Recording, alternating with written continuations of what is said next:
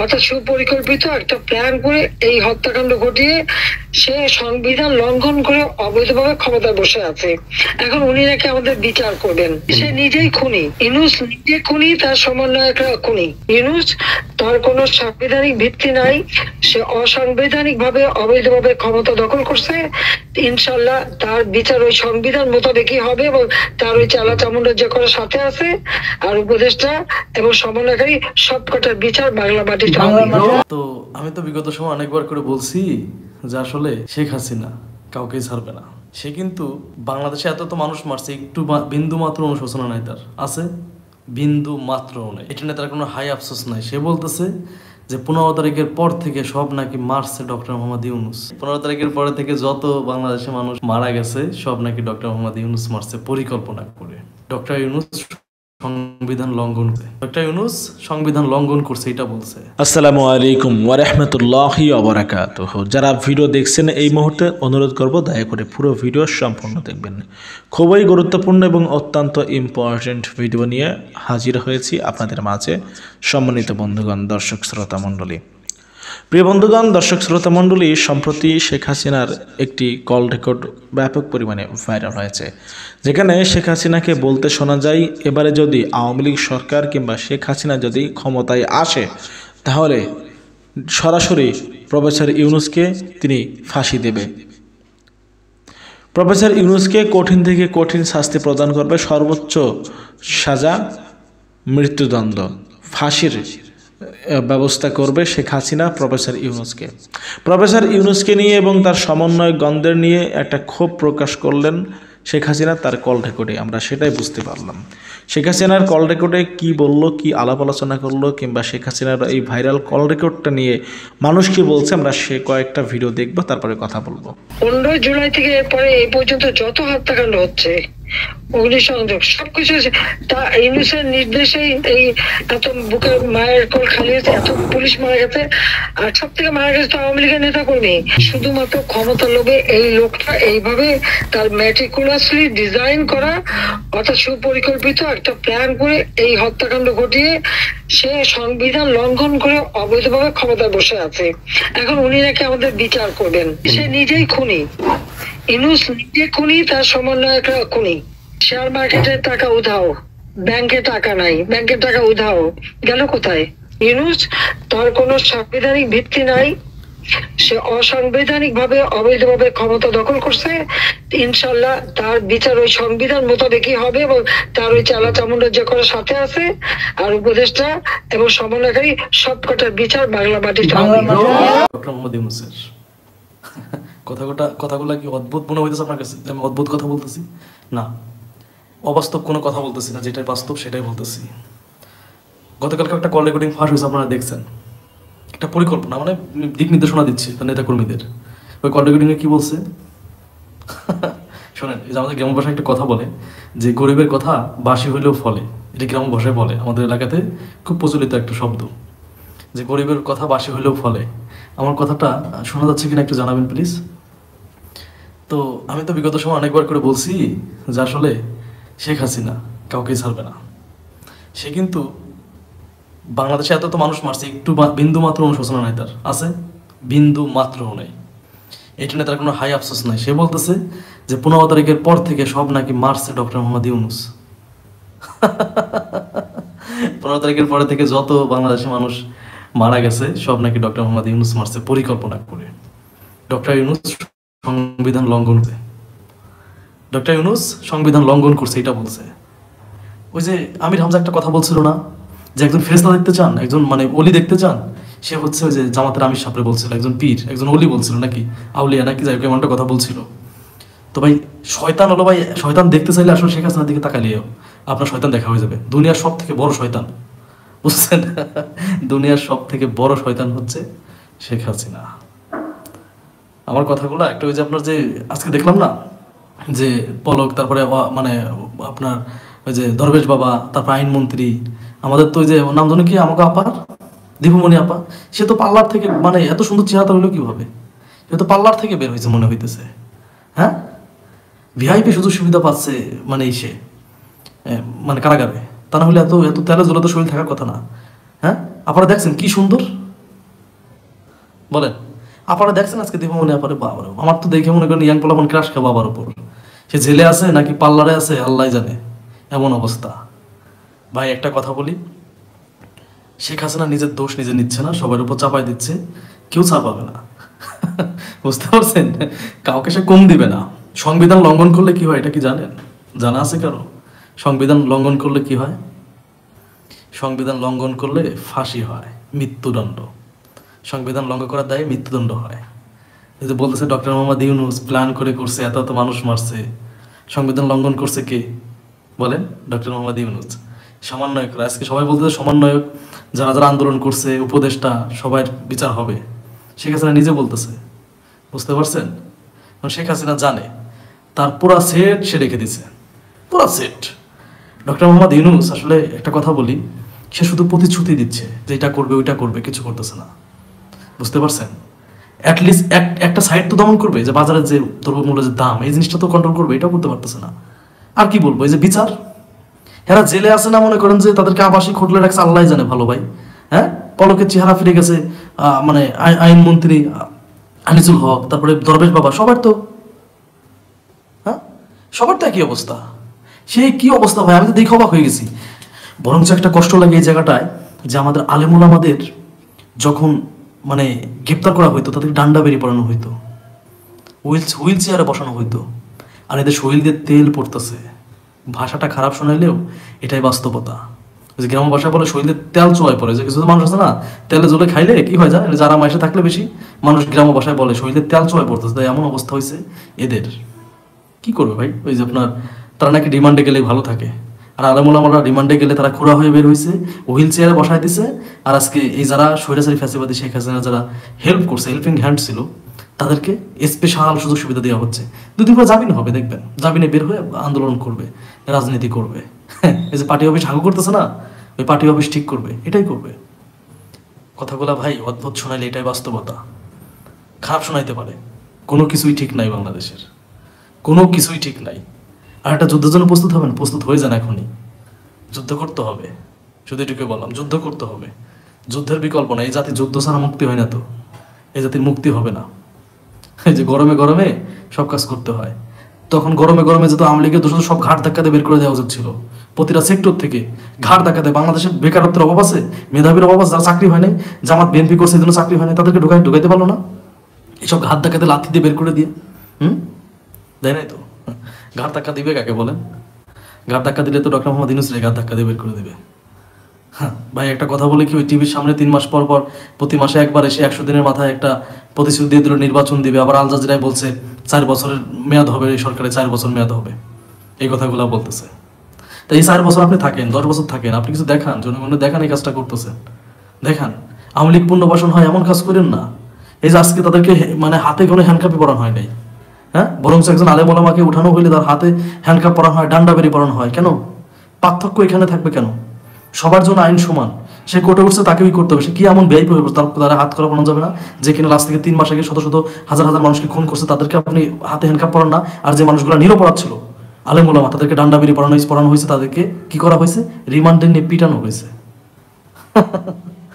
ভাই কি বলবো, কষ্টের কথা বলার জায়গা নাই তো, কার কাছে বলবো? সমালোচনা করতে বলে সমালোচনা করি, এক কান্দে শোনার এক কান্দে বের করে দেয়, কেউ শোনেও না। আমরা যারা শুনতেছি আমরা চুপ হয়ে আছি, কি করবো? বাজারে যায় বাজার জিনিসপত্রের দাম দেখে কান্না করতেছি, কোনো কিছু করার নাই। আমি নিজেও বাজারে গিয়েছিলাম, জিনিসপত্রের দাম বেশি। জিনিসপত্রের দাম বাড়ার পিছিয়ে কারণ আছে, কয়েকটা কারণ আছে। যেমন বন্যা হইলো, অনেক ধান নষ্ট হয়েছে, অনেক সবজি নষ্ট হয়েছে, মানতেছি। তারপরে তো আপনাকে নিয়ন্ত্রণ আনতে হবে, বিকল্প ওয়ে তৈরি করতে হবে। বন্যা হয়েছে তো 3 মাস হয়ে গেল, তাই যেসব জিনিসের দাম বেশি সেই জিনিসগুলো আপনি আনবেন না, সেই জিনিসগুলো আপনি আমদানি করেন, সমস্যা কি? তারপরে তো মানুষ অ্যাটলিস্ট কিনে খাইতে পারবে। বাজারে জিনিসপত্র না থাকলে সেটা জিনিসটা যদি না থাকে কিনবে কীভাবে বলেন? বাজারে তো জিনিসই নাই, তো কিনবে কীভাবে? জিনিস আছে, জিনিস নাই। শেখ হাসিনা যে পরিকল্পনা করতেছে যে সবার বিচার করা হবে, হাসি ঠাট্টা করেন না। তবে একটা জিনিস অদ্ভুত লাগলো, বিএনপি জামাতের কথা কিন্তু বলে নাই, সব বলতেছে ডক্টর মোহাম্মদ ইউনূস আর শিক্ষার্থীদের। এখন বিএনপি জামাতের সাথে আবার লেউজু করছে কিনা যে তোমাদের পুনর্বাসন করবো, হ্যাঁ, ঠেলা খাক, সাধারণ জনগণ খাক, সমস্যা নাই তো। ঠেলা তো খাবো আমি আপনি ভাই, বোঝেন না ঠেলা কীভাবে খাবো? কারণ নেতারা তো জেলে, অনেকে পালাইছে, বিএনপিও সেম ঘটনা ঘটাবে, যদি এমন কিছু ঘটে চলে যাবে বিদেশে। আর ঠেলা খাবে কারা? সাধারণ জনগণ, লাত্তি চর খাবে যেখানে সেখানে। বুঝছেন? এই যে একজন লেখছে, এদের চেহারা দেখে মনে হচ্ছে ভালো মন্দ খেয়ে তেলিয়ে আসছে, মনে হয় রিমান্ডে দিচ্ছে এই কথাটা জনগণের শোনানোর জন্য, কিন্তু ভিতরে হিসাবটা মনে হয় সম্পূর্ণ উল্টো। রাইট, আপনি ঠিক কথা বলছেন রবিন ভাই, সম্পূর্ণ তেলে জ্বলে আছে। এদেরকে ওই যে বললাম না, আগেও বলছি তো, এদেরকে বাইরের খাবার খাওয়ানো হয়, এদের জন্য খাবার আসে বাইরের থেকে। এরা কিন্তু ওই যে আপনার কারাগারে খাবার খায় না, এদের জন্য বাইরের খাবার আসে। দেখেন ওই যে আমার হাসি দেখে ভালো লাগলো, আমি ভাই আবেগে কষ্ট পাইলে বেশি সময় ভাবে হাসি। ওই আপনার দেখেন পুলকের বিবি ওয়াইফ আসতেছে নাকি পুলকের কাছে, ঠিক আছে?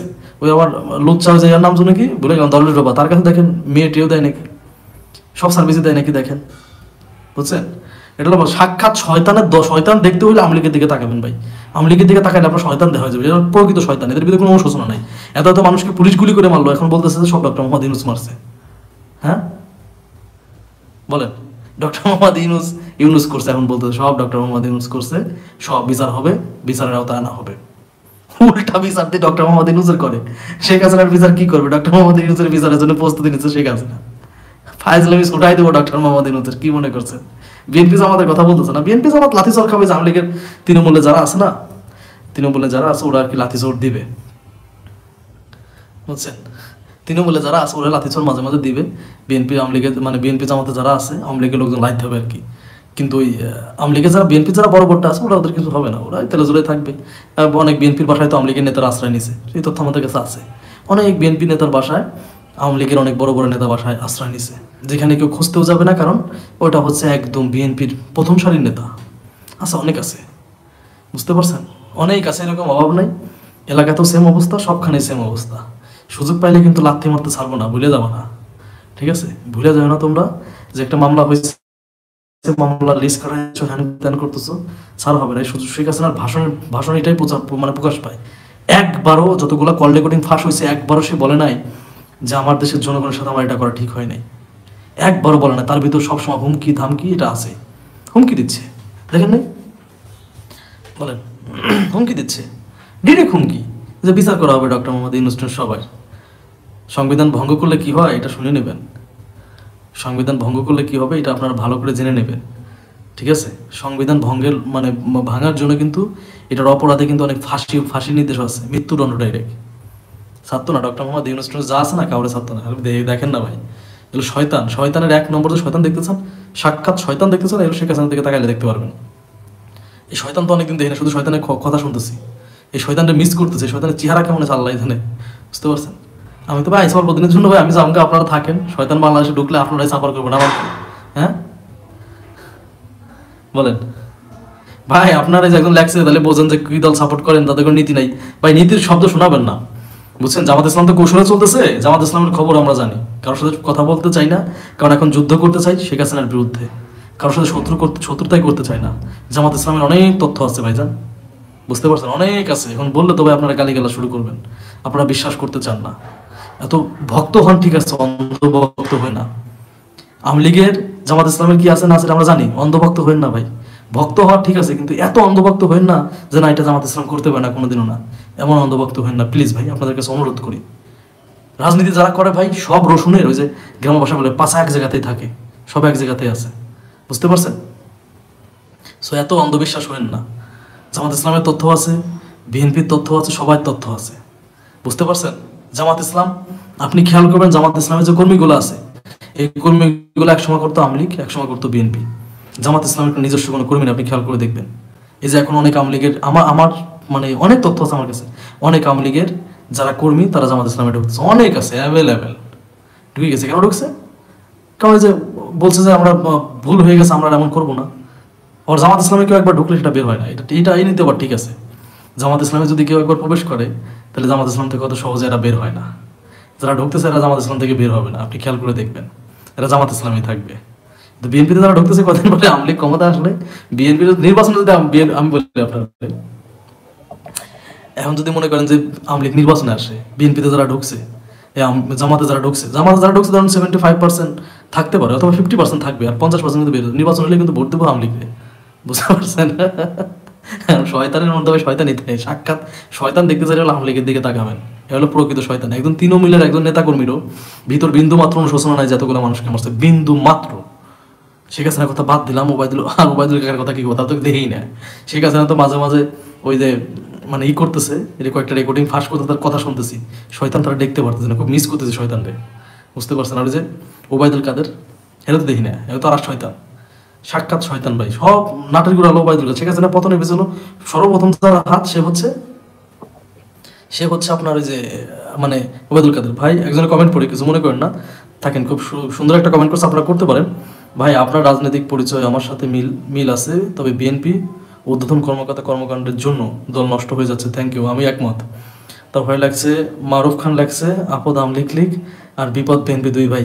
আওয়ামী লীগের কে জামাতের আমির মাওলানা শফিকুর রহমান নিজেই জাসাদ এবং সদস্য হিসেবে ছাত্র লিখছিলেন। হ্যাঁ, আমি তো এটা বলছি ভাই, যে আপনার জামাত ইসলামের নিজস্ব কোনো কর্মী নাই, এরা হচ্ছে ওই যে আছে না অনেকেই যারা আল্লাহর পথে ফিরতে চায় তারা আসে। আমি বলি আপনাকে আমার ব্যক্তিগত পরিচয়টা আমি বলি আপনাকে, আমার বাবা কত জামাত ইসলাম, কিন্তু ছোটবেলার থেকেই বোঝার পর থেকে বেগম খালেদা জিয়াকে আমার ভালো লাগতো, সত্যি বলতেছি। বেগম খালেদা জিয়াকে ভালো লাগতো, এই জন্য আমি ওই ছোটবেলার থেকে আমি মানে বিএনপি পন্থী, আমি ছাত্রদল করছি, আন্দোলনও করছি, অনেক কিছুই করছি। কিন্তু তাই বলে ভাই আমি হলো দেশকে ভালোবাসি। আমার ওই একটা জিনিস আমি সবসময় মাথায় নিয়ে চলি, সেটা হচ্ছে ব্যক্তির চেয়ে দল বড়, দলের চেয়ে দেশ বড়। আমি এইটা সবসময় বিশ্বাস করি। তো আমি আসলে ওই যে আমার দলকে আমি দেশের ঊর্ধ্বে রাখবো না, আমার আগে দেশ, তারপর আমার দল। দেশ না থাকলে আমি দল দিয়ে কি করবো বলেন? বুঝছেন? আমি দেশ না থাকলে আমি দল দিয়ে কি করবো? আমার দেশ আগে, আমার দেশ আগে, তারপর হচ্ছে আমার দল। আমি হলো এটা বুঝি ভাই, আমি দেশকে ভালোবাসি। তবে সবাইকে একটা অনুরোধ করি, সেটা হচ্ছে শেখ হাসিনা যেভাবে কথা বলতেছে, যে প্ল্যানে আছে, এই মুহূর্তে দেশের এই ক্লান্তি লগ্নে, এই মুহূর্তে সত্যি বলতেছি, একদম মনের কথাটা বলতেছি, মন থেকে বলতেছি, যেভাবে দেখতে পারেন, বাংলাদেশে একটা ঐক্যের বিকল্প নাই, একটা ঐক্যের দরকার। আপনারা 10 তারিখে দেখছেন শেখ হাসিনা বলছিল সমাবেশ করবে, তখন কিন্তু সারা বাংলাদেশের জনগণ কিন্তু এক হয়ে গিয়েছিল। এই ঐক্যটা ধরে রাখা দরকার, কারো মাঝে কারো কাদা চোরাচুরি না করি। আমি একটা কথা বলি, শেখ হাসিনা দেশ থেকে যাওয়ার আগে বিলিয়ন ডলার নিয়ে গেছে। আচ্ছা, বলছো ওবায়দুল কাদের নামটা সম্মানের সাথে বলা ঠিক হয় না, কাবা কাদের বলতে। হ্যাঁ ঠিক, থ্যাংক ইউ ভাই। দেশ থেকে বিলিয়ন ডলার নিয়ে গেছে।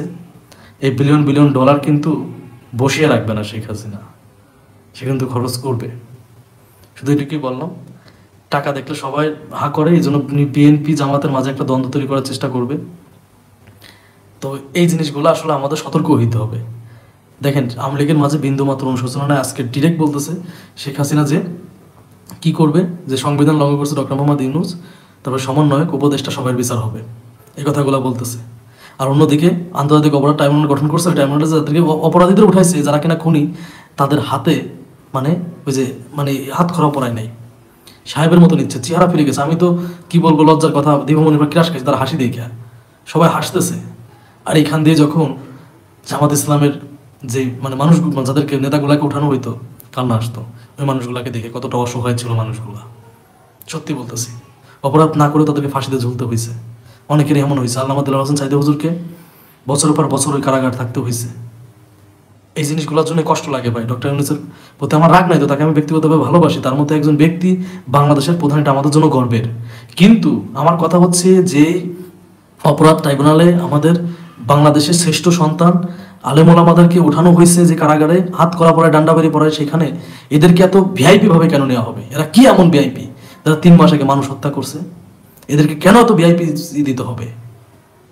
আমার কষ্ট এই জায়গাতেই। আর এই সব করার জন্য তো শেখ হাসিনা সুযোগ পাচ্ছে, কল রেকর্ডিং ফাঁস করতেছে, বলতেছে যে সবাই বিচার করা হবে। বিচার শুধু ডক্টর মোহাম্মদ ইউনূসের করবে? বিচার শুধু উপদেষ্টাদের করবে? এক শালাও পার পাবা না, বলে দিলাম একটা কথা। বিচার সবারই হবে, কেউ পার পাবা না। ওই যে 1 থেকে 5 সালে বিএনপি জামাত কি করছিল, তার বদলা দেখো না কি নিছে। 15.5 বছরে কি করছে দেখো না। আর তার বাপের 32 নম্বরের স্মৃতি পুরো উড়াই দিছো। বঙ্গবন্ধুর স্মৃতি মুছে ফেলাইছো, মূর্তি ভাঙছো, বাড়িঘর চালাইছো, ছেড়ে দিবে না। বঙ্গভবন ভেঙে চুরমার করে ফেলাইছো, তার যে সেই নিচের সবকিছু দেখাই দিছো, ছায়া ব্লাউজ সব দেখাইছো, ছেড়ে দিবে না। তো সবার ঐক্য হওয়া ছাড়া কোনো বিকল্প নয়, সবার ঐক্য হইতে হবে। যাই হোক, একজন খুব কমেন্ট করছে, নির্যাতনকারীদের ক্ষমা করা নির্যাতিতের উপর অন্যায় করা শামিল। এটা হচ্ছে দেবজিৎ ভৌমিক, ধন্যবাদ। স্রোতের বিপরীতে যুদ্ধ করা হয়তো একজন যোদ্ধাইনি, এনার কথাটা শুনে বুঝতে পারছি। তিনি বলছে নির্যাতনকারীদের ক্ষমা করা নির্যাতিতদের উপর অন্যায় করা শামিল। Thank you Debjit Bhowmik. স্রোতের বিপরীতে যুদ্ধ করা একজন মানুষ আমার মনে হয় যে ভাইয়া মেবি আপনার হিন্দু ধর্মের, তারপরেও সঠিক কথাটাই বলছে সঠিক সময়ে। Thank you very much. আমাদের সবাই এই মুহূর্তে যারা অপরাধী তাদের বিচার করতে হবে, এটা নিশ্চিত করতে হবে।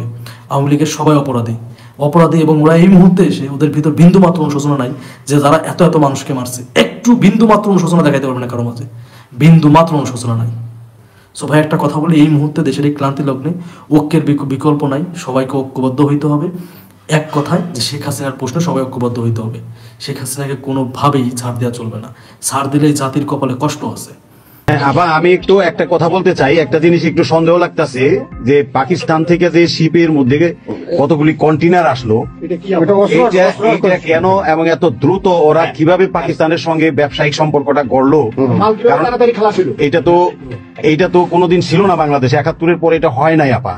এখন এইটা নিয়ে আমাদের আপনি তো অবশ্যই আপনি অনেক কিছু অবগত আছেন, এটা আমাদের জানার প্রয়োজন।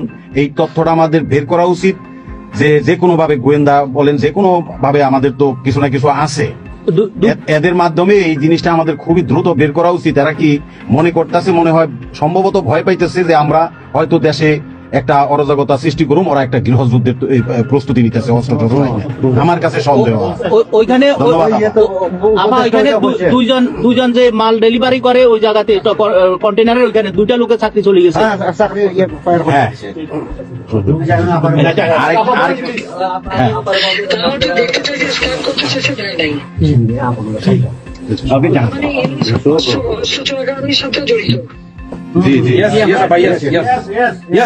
আপা এই দেশটাকে তো ওরা আবার সেই পাকিস্তানের পর্যায়ে নিয়ে গেছে, আমাদের এই দেশটাকে আবার উদ্ধার করতে হবে ইনশাল্লাহ। এই জন্য আমাদের যা করতে হবে প্রবাসী এবং দেশে, আপা আমরা যারা বাহিরে আছি আপা, আমরা প্রয়োজনে দেশে গিয়ে আবার ওই মুক্তিযুদ্ধ আমরা দেখি নাই ৭১-এ, আমরা নতুন মুক্তিযুদ্ধে আমরা অংশ নিব আপা ইনশাল্লাহ।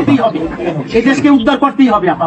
পাকিস্তানের একটা জাহাজ কয়দিন আগে আপনারা দেখেছেন যে করাচি থেকে এসছে, এবং বাংলাদেশের অনেক গণমাধ্যম এমনভাবে খবরটা তো করেছে যে অ্যাজ ইফ গত 53 বছরে পাকিস্তান থেকে কোনো জাহাজ বাংলাদেশে আসে নাই। আসলে ব্যাপারটা তা না, পাকিস্তান থেকে রেগুলার বাংলাদেশে জাহাজ আসা যাওয়া করে। যেটা হয়, হয়তো কন্টেইনার শিপ এই প্রথমবার এসছে, জেনারেল যে কার্গো শিপ আছে, বাল্ক শিপ আছে, এগুলো পাকিস্তান থেকে রেগুলার যাওয়া আসা করে। তা না হলে আমাদের সাথে এই যে $1 বিলিয়ন যে ব্যবসা বাণিজ্য আছে, সেগুলো কিভাবে হচ্ছে? পাকিস্তানের পেঁয়াজ তো আওয়ামী লীগ সরকারও আনছে। তাহলে এই ধরনের উদ্ভট নিউজ করে, এবং কোনো পত্রিকাতে দেখলাম যে কোনো কন্টেইনার খালি ছিল, কোন কন্টেইনারে কি ছিল সেটা জানা যায় নাই। আপনার জানতে হবে কেন? যে ব্যবসা করে সে জানবে। আপনাদের রেভিনিউ বোর্ড আছে, বাংলাদেশ ব্যাংক আছে, ওখানকার কাস্টমস ভ্যাটের যে গোয়েন্দা আছে, ওদের কিন্তু নিজস্ব গোয়েন্দা সংস্থা আছে। তারা দেখবে যে এলসি করা হয়েছে কোন পণ্যের জন্য, এটা কি আলুর জন্য করা হয়েছে, আলুর বদলে কি পটল এসেছে, পটলের বদলে কি পেঁয়াজ এসেছে, ওটা তারা দেখবে। কন্টেইনার খালি কেন আসছে এই জবাবদিহিতা তারা করবে। কিন্তু বাংলাদেশের গণমাধ্যমে এমন একটা হইচই হয়ে গেছে, হায় হায় হায় কি অবস্থা হয়ে গেছে, ভাবখান এরকম যে পাকিস্তান ভারত দখল করে ফেলছে, এরকম একটা খবর। তো বাস্তবতা তো আসলে সেরকম না। পাকিস্তান তো ভারত দখল করে নাই, পাকিস্তান বাংলাদেশও কোনোদিন দখল করতে পারবে না। সো সেইখানে জাহাজ একটা কেন, হাজার হাজার জাহাজ আসা দরকার। কারণ জাহাজ আসা মানেই হচ্ছে বাংলাদেশের সাথে ব্যবসা বাণিজ্য বাড়বে, বাংলাদেশের বিনিয়োগ বাড়বে, আমাদের আমদানি রপ্তানি বাড়বে, আমাদের কর্মসংস্থান বাড়বে। পাকিস্তান তো কোনো নিষিদ্ধ দেশ না, তাদের সাথে তো আমাদের কূটনৈতিক সম্পর্ক আছে, ভারতের সাথে যেমন আছে পাকিস্তানের সাথেও আছে।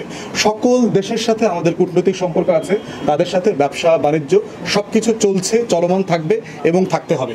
প্রশ্ন হচ্ছে, ভারত যদি বোধ করে থাকে যে পাকিস্তানের কন্টেইনার শিপ আসার মধ্য দিয়ে তাদের নিরাপত্তা ঝুঁকি আছে, কোনোভাবে যদি তারা বোধ করে থাকে, সেটা তারা বাংলাদেশ সরকারের সাথে রেজ করবে যে কিভাবে তার নিরাপত্তা ঝুঁকির বিষয়টা বাংলাদেশ অ্যাড্রেস করতে পারে। এবং সেখানে বাংলাদেশ সরকারকে আমরা অনুরোধ করব যে আপনারা বিষয়ে রেজ করেন, হাই কমিশনারকে ডাকান, যে এত হইচই কেন, এত মাতম হচ্ছে কেন পশ্চিমবাংলায়, কলকাতায় এই যে বিজেপির যে চ্যানেলগুলো আছে, হিন্দুত্ববাদী ফ্যাসিবাদী যে চ্যানেলগুলো আছে, এত চিৎকার চেঁচামেচি কেন? সমস্যাটা কি? আপনাদের এই গুজব, এই যে হিন্দুত্ববাদী গুজব, আওয়ামী গুজব সব একসাথে মিলে কাজ করছেন কেন? আপনাদের নিরাপত্তা ঝুঁকি থাকলে স্পেসিফিকলি বলেন, এই কনসার্ন আছে, এই কনসার্ন অ্যাড্রেস করা হবে। এবং সেই ব্যাপারে আমরা যেহেতু কোনো নেইবারকে, কারো সার্বভৌমত্বকে আমরা কোনো ডিস্টার্ব করবো না, এই ব্যাপারে আমাদের রাষ্ট্র আকারে আমাদের কমিটমেন্ট আছে। Zero problem with the neighbours. আমাদের সকল নেইবারের, প্রতিবেশীর যে স্বাধীনতা সার্বভৌমত্ব আছে তার প্রতি আমাদের শতভাগ সমর্থন আছে। এটার ব্যাপারে আমাদের মধ্যে কোনো দ্বিতীয় কোনো ভাবনা নাই। তাই ভারতের সার্বভৌমত্ব ক্ষুণ্ণ হয় এমন কোনো কিছু বাংলাদেশ করে নাই, কখনো করবে না, বরং ভারত করছে, প্রতিদিন করছে। বাংলাদেশের ইতিহাসের নৃশংসতম হিটলারকে তারা তাদের দেশে আশ্রয় দিয়ে আমার স্বাধীনতা, সার্বভৌমত্ব, বিচার, মানবাধিকার প্রত্যেকটা জিনিসকে তারা প্রশ্নবিদ্ধ করেছে। অতএব আমার স্বার্থকে ক্ষুণ্ণ করছে যে এই দেশ, তাদের অধিকার নাই তার স্বার্থ ক্ষুণ্ণ হবার কল্পিত গল্প, নাটক রচনা করবার। অতএব এই গল্প রচনা করা বন্ধ করে দিয়ে আমরা চাই দ্বিপাক্ষিক সম্পর্কটা পরিপক্ক আকার ধারণ করুক, এই সম্পর্কটা যেন আমরা সামনে নিয়ে যেতে পারি। এইটা হচ্ছে আমাদের পাকিস্তান থেকে ব্যবসা বাণিজ্যের সাথে এর সাথে কোনো সম্পর্ক নাই। ব্যবসা চলবে, ঝুঁকি থাকবে, ঝুঁকিকে অ্যাড্রেস করতে হবে। সেটা আমরা কিভাবে কাজ করতে পারি আমরা সেটা দেখব। তো 3 মাসে আমরা 70-এর উপরে স্যাবোটাজ দেখলাম। আওয়ামী আনসার লীগ, আওয়ামী প্রতিবন্ধী লীগ, আওয়ামী শ্রমিক লীগ, এইরকম প্রচুর স্যাবোটাজের ঘটনা আমরা দেখেছি। এবং গত সপ্তাহে দেখেছেন যে আপনার ছাত্রলীগের গুন্ডাপান্ডা যারা সন্ত্রাসী কর্মকাণ্ডে ছিল, তারা যারা আহত হয়েছে, তারা যারা গুলিবিদ্ধ হয়েছে, তারা প্রতিবন্ধী লীগের ব্যানারে আপনার স্বাস্থ্য উপদেষ্টার গাড়ি আটকে দিয়েছে পঙ্গু হাসপাতালে, যেই সময় তিনি ওখানকার অসুস্থ ছাত্রদেরকে দেখতে গেছিলেন এবং সাথে আমাদের দেশের একজন মেহমান ব্রিটিশ হাইকমিশনার তার সাথে ছিলেন। এই সময়তে তার রাস্তায় শুয়ে পড়ে তার গাড়ি আটকে দেয়। কিন্তু এই আওয়ামী প্রতিবন্ধী লীগ কয়েক ঘন্টার ভিতরে আবার রাস্তা দখল করে এখন বলছে যে উপদেষ্টাকে আসতে হবে, তাদের সাথে যোগাযোগ করতে হবে, পদত্যাগ করতে হবে এবং আমাদের মধ্য থেকে উপদেষ্টা হইতে হবে। এই ধরনের উদ্ভট কিছু দাবি দেওয়া তারা করেছে। পরবর্তীতে আমরা দেখলাম যে সামরিক এবং বেসামরিক বেশ কিছু কর্মকর্তা যারা আসলে উপদেষ্টা হইতে চায়, তারা ইন্ধন জুগিয়েছে এই আওয়ামী প্রতিবন্ধী লীগকে রাস্তায় নামাইতে। একটা বিষয় হচ্ছে যে কেউ অসুস্থ হইলে, আহত হইলে, যে দলেরই হোক, তার রাষ্ট্রের কাছে স্বাস্থ্যসেবা পাওয়ার পূর্ণ অধিকার আছে। সে যদি আওয়ামী লীগ হয়ে থাকে, ছাত্রলীগ হয়ে থাকে, যদি এমনও হয় যে স্নাইপার দিয়ে, গুলি দিয়ে মানুষ মারার চেষ্টা করছে, অস্ত্রসহ ধরা পড়ছে, তাকেও চিকিৎসা দিতে হবে। চিকিৎসা দেওয়ার পরে তাকে বিচার করতে হবে যে সে যে অন্যায় করেছে, ফৌজদারি অপরাধ করেছে। তো এই জন্য আমরা সাভারের ঘটনার ব্যাপারে আমরা অন্তর্বর্তীকালীন সরকারকে আহ্বান করছি যে আপনারা ইমিডিয়েটলি এটা ইনভেস্টিগেট করেন এবং টোটাল শিল্পাঞ্চলে যে নাটকগুলো হচ্ছে, যে জিম্মি করে দাবি দাওয়া করা, আন্দোলন করা, সেগুলো বের করে বিচারের আওতায় আনা দরকার। এক্ষেত্রে ওখানকার যারা নবম ডিভিশনকে আমরা দেখেছি যে তারা এখানে রোল প্লে করছে, তারপরে হচ্ছে সেনাদের বিভিন্ন ডিভিশন এখানে রোল প্লে করছে। তো সেটার সাথে আমাদের শিল্পাঞ্চলের পুলিশ এবং গোয়েন্দা সংস্থা একসাথে মিলে বের করা দরকার যে আসলে তারা আসলে কি করবার চেষ্টা করছে এবং এটার পিছনে যদি কোনো ইন্ধন থেকে থাকে তাদেরকে বিচার করা দরকার। একই দিনে একই সময় প্রায় কাছাকাছি সময় আমরা দেখলাম যে আন্তর্জাতিক অপরাধ ট্রাইব্যুনাল যেটা আছে, যেখানে এই গণহত্যা এবং মানবতা বিরোধী অপরাধের বিচার চলছে, সেখানে আজকে দেখলাম যে আওয়ামী ফ্যাসিবাদের গুরুত্বপূর্ণ ক্রিমিনাল অভিযুক্ত যারা আছেন তাদেরকে আজকে সকালে প্রডিউস করা হয়েছিল। তো তাদের বিচারের দাবিটা যেহেতু সারা বাংলাদেশে একটা জনসম্মত একটা জায়গা, একটা কনসেনসাস হয়ে গেছে, একটা ঐক্যমত হয়ে গেছে, তাদেরকে বিচারের আওতায় আনতে হবে। সেক্ষেত্রে আমাদের বক্তব্য হচ্ছে তাদের বিচার আমরা যেমন চাই, আন্তর্জাতিক অপরাধ ট্রাইব্যুনাল আইসিটিকে আমরা বলছি মান রক্ষা করবার ব্যাপারে, তদন্ত এবং সাক্ষ্য প্রমাণের ব্যাপারে নীতিগতভাবে দেশীয় আইন এবং আন্তর্জাতিক আইন যেন মেনে চলা হয়। কোনোভাবে এই বিচার প্রক্রিয়া যেন প্রশ্নবিদ্ধ না হয়, কোনোভাবে এই বিচার প্রক্রিয়া নিয়ে যেন বিদেশে কোনো ষড়যন্ত্র করবার কোনো ওসিলা তৈরি না হয়। সেক্ষেত্রে সরকারকে যতটুকু সম্ভব লজিস্টিক্যাল সাপোর্ট দেওয়া দরকার, আইসিটিকে সেটা দেওয়া দরকার। এখন পর্যন্ত যে সাপোর্ট সরকার দিয়েছে আমরা মনে করছি এইটা সাফিসিয়েন্ট না। আইসিটিকে আরও বেশি সাপোর্ট দেওয়া দরকার, আরও বেশি লজিস্টিক্স এবং আরও বেশি স্টাফিং করা দরকার। এখানে এই গুম, খুন, গণহত্যার শিকার যে পরিবার আছেন, মানবতা বিরোধী অপরাধের শিকার যে পরিবার আছেন, তাদেরকে নিয়ে ঐতিহাসিক জায়গা থেকে গবেষণা করা, এথনোগ্রাফি করার মতো রিসার্চারকে অ্যাপয়েন্ট করা দরকার, যারা এই ঘটনাগুলোকে সারা পৃথিবীতে তুলে ধরতে পারবেন। তো এই ধরনের লজিস্টিক্যাল সাপোর্ট যেখানে দরকার সেটা আমরা বোধ করছি আইন মন্ত্রণালয়ের পক্ষ থেকে সেটা দেওয়া দরকার এবং বাড়ানো দরকার। সম্মানিত বন্ধুগণ, দর্শক শ্রোতা মণ্ডলী, আপনারা দেখতে পারলেন। ব্যক্তিগত মতামত অবশ্যই কমেন্ট করবেন, কমেন্টে জানাবেন আপনারা কি বলতেন, আপনারা কি বলতে চান, আপনাদের ওপিনিয়নটা কি, আপনারা কি বলবেন। প্রফেসর ইউনূসকে কি ফাঁসি দিবে? সত্যিকার অর্থে কি তাকে ফাঁসির কাঠগড়ায় দাঁড়াতে হবে এমন একটা সময় কি কোনোদিন তার জন্য অপেক্ষা করছে? শেখ হাসিনা সরকার কি আবারও ঘুরে দাঁড়াতে পারবে, আবারও ক্ষমতায় আসতে পারবে? বর্তমান যে পরিস্থিতি চলছে আপনাদের কি মনে হয়? শেখ হাসিনা কিসের আশায়, কিসের ভরসায় কল রেকর্ড ভাইরাল করছে, কিসের আশায়, কিভাবে তিনি দাবি করে তিনি এখনও প্রধানমন্ত্রী, কিভাবে তিনি আবারও এই আশা করে দেশের মানুষ তাকে ভোট দিয়ে নির্বাচিত করবে? প্রিয় দর্শক শ্রোতা মণ্ডলী, নেড়া বেলতলায় একবারই যাই, বারবার নয়। সুতরাং শেখ হাসিনাকে ভোট দিয়ে নির্বাচিত করে মানুষ ভুল করেছিল বড়। প্রিয় দর্শক শ্রোতা মণ্ডলী, আপনারা জানাবেন আপনাদের মতামত। আপনারা কি বলতে চান? শেখ হাসিনার একের পরে এক অডিও কল রেকর্ড ভাইরাল হচ্ছে। তো এই ভাইরাল অডিও কল রেকর্ড কিংবা ভাইরাল হওয়া কল রেকর্ডকে কেন্দ্র করে আপনাদের কিছু জানানো থাকলে জানাতে পারেন। কে বা কাহারা কোন উদ্দেশ্য নিয়ে ভাইরাল করছে সেটা বোঝার আর বাকি নাই আমাদের। প্রিয় দর্শক শ্রোতা মণ্ডলী, আপনারা জানান আপনাদের ব্যক্তিগত ওপিনিয়ন, পার্সোনাল মতামত। আমাদের চ্যানেলে নতুন হয়ে থাকলে আপনাদেরকে রিকোয়েস্ট করব আপনারা আমাদের চ্যানেলটি সাবস্ক্রাইব করে পাশে থাকা বেল বাটনটা ক্লিক করে রাখবেন, যদি পরবর্তী আপডেটগুলো আপনাদের কাছে পৌঁছায়। আল্লাহ হাফেজ। আসসালামু আলাইকুম ওয়া রাহমাতুল্লাহি ওয়া বারাকাতুহু।